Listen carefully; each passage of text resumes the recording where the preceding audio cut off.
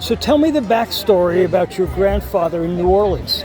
My grandfather, Charles Armstead, used to run a club called Club Desire. It was on Desire Street in New Orleans, 9th Ward. And several famous artists used to play there. So I wrote a children's book about the stories my mother used to tell me because my grandfather passed before I was born.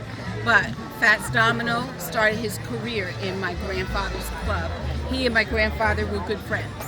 In fact, if you read Fats Domino's autobiography, you'll find that he mentions my grandfather by name as the person who purchased his first car for him. So my grandfather, the backstory on that is, Fats Domino was going to go and play at a club across town. It wasn't a jazz club, it was just another club across town.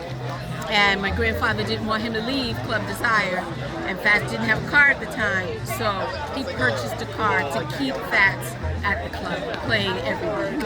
And Fats, additionally, Fats was the only person allowed to come into the club wearing overalls. He worked in a factory and he wore overalls. He was the only person allowed to come in to the club. If you go online on YouTube, there's a story called The Untold Story of Club Desire. New Orleans Historical Society put together a documentary about my grandfather's club, Club Desire. So the untold story of Club Desire is on YouTube. And this is a kid's version. This is a children's book that I authored about the stories my mother used to tell me about Club Desire.